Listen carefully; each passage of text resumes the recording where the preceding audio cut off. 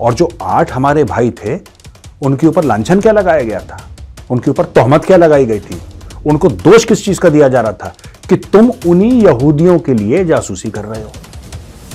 तो दोस्तों ये सब जब बातें आई ना तो ईरान को बात समझ में आई। ईरान ने अलग से फोन मिलाया शेख को, बोला शेख इधर तो देख, ये इंडियन फॉरेन मिनिस्टर बैठा है, ये तो आग बबूला हो रहा है, क्या कर दिया तुमने। मोदी जी ने दोनों को क्यों भेजा आप ये सोचिए। मोदी जी ने सबसे पहले भेजा जयशंकर साहब को कि प्यार मोहब्बत से समझता है तो ठीक है, और जब उनको लगा कि ज्यादा हेडवे नहीं मिल रहा है फिर उन्होंने डोवाल साहब को भेजा कि जो प्यार से ना समझे उसको मार से समझाओ जाके। নমস্কার, আপনাদের সবাইকে স্বাগত। গতকাল ভারতের 8 সেনা কাতার থেকে ভারতে ফিরেছে। এটি একটি ভারতের বড় কূটনৈতিক জয়, কিন্তু এই জয় আসলো কি করে সেই প্রশ্ন সবার। এই বিষয়ে ভারতীয় মেজর গৌরাবাড়িয়া কি বলেছেন শুনুন। दोस्तों देश में खुशी की लहर है, हमारे 8 भाई वापस कतर से आ गए। मैंने कवर तो करा था कल, लेकिन आज मैं थोड़ा डीपली आपसे बात करना चाहता हूं कि इसके पीछे कारण क्या थे, कौन कौन थे जिन्होंने शतरंज खेली, कौन कौन थे जिन्होंने शय और मात करी। ये देखिए इतना आसान नहीं था दोस्तों।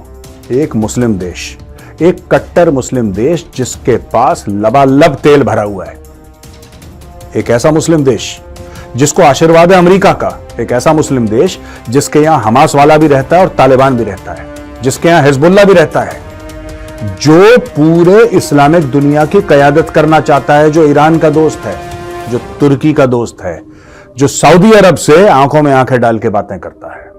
कतर को इतना हल्का मत समझिए दोस्तों, है छोटा, इसमें कोई शक नहीं है।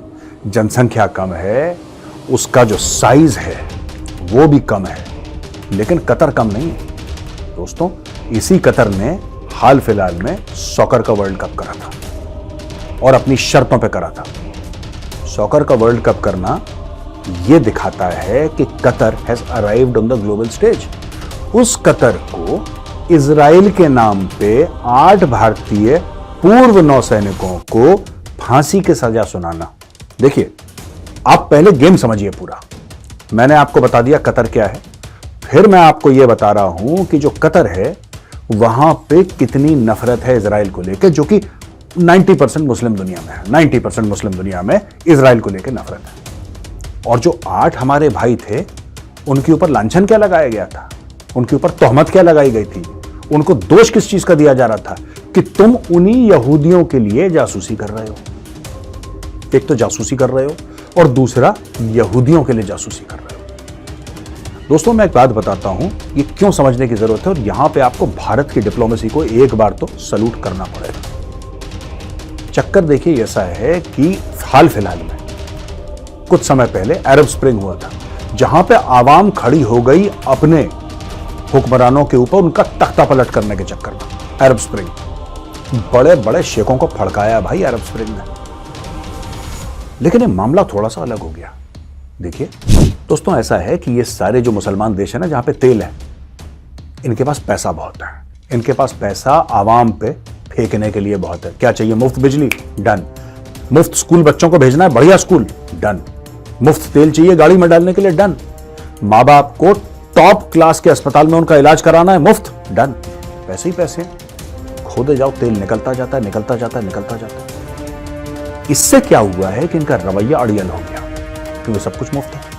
अब ऐसी सूरत हाल में जब आपने आवाम को बिल्कुल यह बोला है कि तुम मुंह मत खोलना क्योंकि डेमोक्रेसी तो है नहीं, लोकतंत्र वहां पे है नहीं, खासतौर से अगर हम कतर की बात कर लें, लोकतंत्र बिल्कुल भी नहीं है वहां पे। अब कतर में लोकतंत्र नहीं है यानी कि लोग अपने मुंह से कुछ बोल नहीं सकते, अपनी राय व्यक्त नहीं कर सकते, तारीफ कर सकते हैं, क्रिटिसिज्म करा तो ठोक दिया जाओगे, राइट। ऐसे मामले में ये जो रियासत है कतर की, ये सिर्फ और सिर्फ एक चीज से डरती है कि कोई ऐसी बात ना हो जाए कि हमारी आवाम भड़क जाए किसी चीज को लेकर। तो आवाम को शांत करने के लिए और पैसे खर्च करो, फ्री का स्कूल, अच्छी सड़कें, बढ़िया नौकरियां, बताओ तुम्हें क्या चाहिए, पैसे चाहिए लुटाओ, लेकिन मुंह अपना बंद रखना। और आवाम भी कहती है ठीक है यार, ये तो बहुत बढ़िया डील है, ये तो बड़ी शानदार डील है, हमें कुछ नहीं चाहिए, तुम हमें देते रहो, बस हम अपना मुंह बंद रखेंगे। पर आवाम मुंह कब खोलेगी? आवाम तब मुंह खोलेगी दोस्तों जब यह बोला जाएगा कि 8 हिंदुस्तानी पूर्व नौसैनिक थे जिन्होंने इजराइल के लिए जासूसी करी।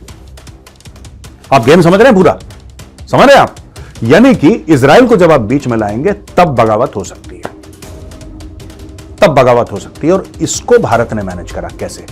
सबसे पहले वहां के अमीर से मोदी जी मिलते हैं COP28 पे, यूएई में जो समिट हुआ, मोदी जी मिलते हैं, कोने में पकड़ के ले जाते हैं और उसको स्टोरी सुनाते हैं मोदी जी कि बेटा देख ऐसा तो चल बना, राइट?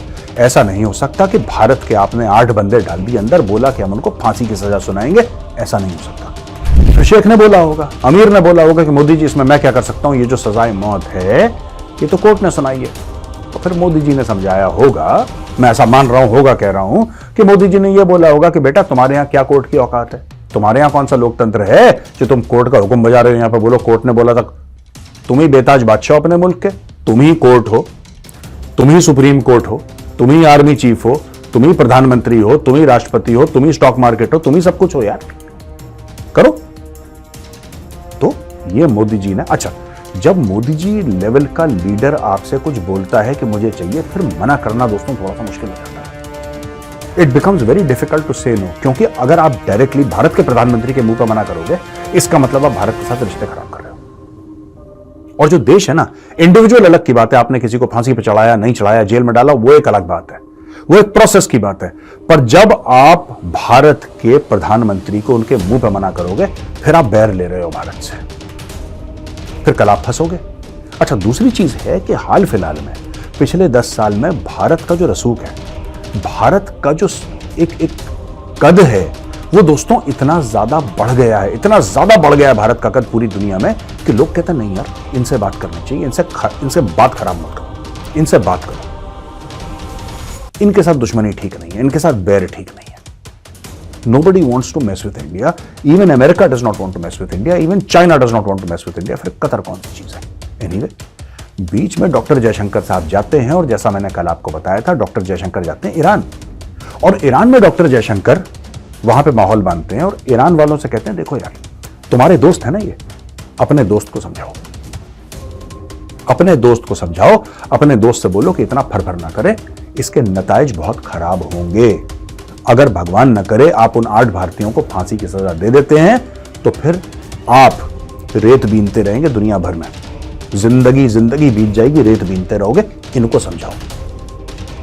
और क्या प्रेशर अप्लाई करा ईरान पे? ईरान पे प्रेशर अप्लाई हुआ है चाबहार पोर्ट का, जिसमें अरबों डॉलर भारत ने खर्च कर दिए। और एक और चीज, दुनिया ईरान से बात करना पसंद नहीं करती दोस्तों। आपको एक बात पता है, शायद काफी लोगों को इस चीज का अंदाजा नहीं है। मैं आपको पूरी जियोपॉलिटिक्स समझा रहा हूं कि किस तरीके से गेम आया ये और किस तरीके से मोदी सरकार सक्सेसफुल हो गई, कैसे हमारे भाई वापस आए। ये बहुत बड़ी शतरंज है। देखिए दोस्तों, कई ऐसे देश हैं जो ईरान के साथ खड़े हैं। उदाहरण के लिए रूस ईरान के साथ खड़ा है, चीन ईरान के साथ खड़ा है, तुर्की ईरान के साथ खड़ा है, पाकिस्तान ईरान के साथ खड़ा है, चाहे आपस में उनकी ठाठा बम पटाखे होते रहे, बट जनरली। लेकिन जो ईरान के साथ खड़े हैं उनके साथ कौन खड़ा है? चाइना के साथ कौन खड़ा है? रूस के साथ कौन खड़ा है? पाकिस्तान के साथ कौन खड़ा है? कोई नहीं खड़ा। तुर्की के साथ ना के बराबर। सिर्फ भारत है ईरान का दोस्त जिसके साथ पूरी दुनिया खड़ी है। यानी कि कतर की सऊदी से नहीं बनती, भारत की दोनों से बनती है। कतर की इजराइल से नहीं बनती, भारत की दोनों से बनती है। कतर की किसी XYZ मुल्क से नहीं बनती, भारत की दोनों से बनती। भारत की छोड़ के पाकिस्तान दुनिया में सबसे बनती है। Even with China we have a trade of more than $125 billion per year. 125 अरब डॉलर की सालाना ट्रेड आज की तारीख में चाइना के साथ है। अब बताओ, तो दोस्तों ये सब जब बातें आई ना, तो ईरान को बात समझ में आई। ईरान ने अलग से फोन मिलाया शेख को, बोला शेख इधर तो देख, ये इंडियन फॉरेन मिनिस्टर बैठा है, ये तो आग बबूला हो रहा है, क्या कर दिया तुमने? यहां से ये बात हुई और चुपके से बिना किसी को बताए, बिना मीडिया में कोई जिक्र हुआ, कुछ किसी को नहीं पता लगा, चुपचाप सीक्रेट ऑपरेशन, वहां से डोवाल साहब फ्लाइट पकड़ के पहुंच जाते हैं दोहा। दोहा पहुंच जाते हैं और दोहा में एक और गेम होता है दोस्तों। दोहा में कौन कौन बैठे हैं? हमास तो बैठा है, लेकिन आपको एक बात पता है, दोहा में दूसरा कौन सा खिलाड़ी बैठा है? दोहा में बैठा है तालिबान। ये इतना आसान नहीं है दोस्तों कि अचानक एक फोन करा और लोग आ गए, नहीं, इसके पीछे कई सारे स्क्रू टाइट करे गए हैं। मैं आपको और भी स्क्रू समझाऊंगा। अभी इसमें पैसे का भी बहुत बड़ा खेल है। इसमें कई सारे स्क्रू टाइट करे गए हैं दोस्तों, कई सारे स्क्रू। और एक बड़ा स्क्रू है तालिबान। तालिबान को सपोर्ट करता है भारत भी। भारत बहुत गेहूं, पैसा, दवाइयां, हर चीज भेजता है। और तालिबान की सीनियर लीडरशिप बैठी है दोहा में, कतर में। वो एंगल भी प्ले में आता है। और बीच में जैसा मैंने बताया, डोवाल साहब, अजीत डोवाल साहब भारत के आने से पहुंच जाते हैं दोहा, एक नहीं 6 बार।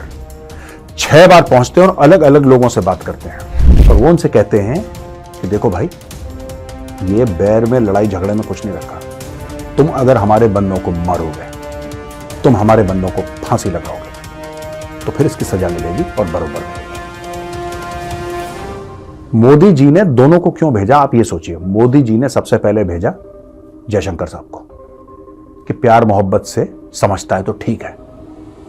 और जब उनको लगा कि ज्यादा हेडवे नहीं मिल रहा है, फिर उन्होंने डोवाल साहब को भेजा कि जो प्यार से ना समझे उसको मार से समझाओ जाके। तो एक तरफ प्यार चल रहा था, एक तरफ मार चल रही थी दोस्तों। अब बीच में बात आती है एक 78 अरब डॉलर की डील की, 78 बिलियन डॉलर्स की डील, जिसमें भारत की बचत हुई तकरीबन 6 अरब डॉलर। आपको पता है दुनिया का leading producer of LNG, liquefied natural gas, ये कौन है? ये कतर है। और भारत ने 20 साल की डील कतर के साथ साइन करी है। 20 साल की डील। कतर भारत को LNG देगा और इतने अच्छे रेट पे देगा कि over a period of 20 years Bharat 6 Arab dollar बचा भी लेगा। यानी कि कतर को पता है कि ये बहुत बड़ा ग्राहक है। भारत कौन है? जब भारत जाता है नेगोशिएट करने के लिए कतर के साथ, तो भारत एज अ ग्राहक जाता है। जब पाकिस्तान जाता है तो पाकिस्तान एज अ भिखारी जाता है। मैं आपको सिर्फ बता रहा हूं, आइडिया आपको लग जाए क्या है। जब आप ग्राहक होते हैं आपकी अलग इज्जत होती है यार। 78 बिलियन डॉलर की छोटी बात है। 78 बिलियन डॉलर की डील भारत करता है कतर के साथ। कतर ऑलरेडी प्रेशर में आता है, एक और प्रेशर बनाया जाता है। कतर की पूरी इकोनॉमी, कतर में तो कतरी बहुत कम है, वहां पे 90% लोग बाहर के हैं। और उसमें से शायद सबसे बड़ी जो पॉपुलेशन है, नंबर 1 या नंबर 2 पे, वो भारतीयों की है। चाहे उनकी कंपनी का CEO हो, चाहे टैक्सी ड्राइवर हो, चाहे उनके डॉक पे काम करने वाला मजदूर हो, या उनकी कंपनी की पूरी अकाउंटिंग रखने वाला CFO, सारे के सारे ऊपर से नीचे तक इंडियन है। दोस्तों, अगर ऐसा हो कि कतर, जो भारत के 8 नौसैनिक जेल में थे, कतर उनको फांसी लगा देता है और जवाबी कार्रवाई में भारत यह करता है कि ठीक है, कोई बात नहीं, आपके साथ जो हमारी डील है 78 अरब डॉलर की, वो कैंसिल होती है, हम आपसे नहीं लेते हैं। पहली बात। दूसरी चीज, जितने भी लाखों भारतीय आपकी इकोनॉमी को अपने हाथ में लेकर चल रहे हैं, CEO से लेकर, इंजीनियर से लेकर, डॉक्टर से लेकर, नर्स से लेकर, साइंटिस्ट से लेकर, दुकानदार से लेकर, टैक्सी ड्राइवर से लेकर, जो अकाउंटेंट है उससे लेकर, पूरा जो इकोसिस्टम है जो इंडिया चला रहे हैं, मोदी जी कल बोले कम बैक, बहुत हो गया इनके ड्राम में, कतर की इकोनॉमी कोलैप्स हो जाएगी। कतर को ये सब बड़े प्रेम पूर्वक, डायरेक्टली कुछ नहीं बोला, पर उनको समझाया गया कि बेटा आप तो समझदार हो, आप तो सब समझते हैं। इस तरीके से कतर को धीरे धीरे धीरे बोतल में उतारा गया। कतर शांत हो गया, हमारे 8 भाई छूट गए।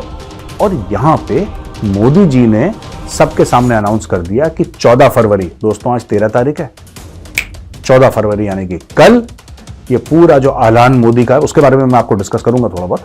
ऐलान मोदी का जो पूरा मैटर है, इसके बाद और सब कुछ, मंदिर का जो इनॉग्रेशन है करने के बाद, पूजा पाठ करने के बाद, मोदी जी पकड़ेंगे जहाज और पहुंचेंगे कतर। अब मोदी जी कतर क्यों जा रहे हैं, सोचिए आप बात, सोचिए जरा, अपने दिमाग लगाइए। जय हिंद, जय जवान, जय किसान।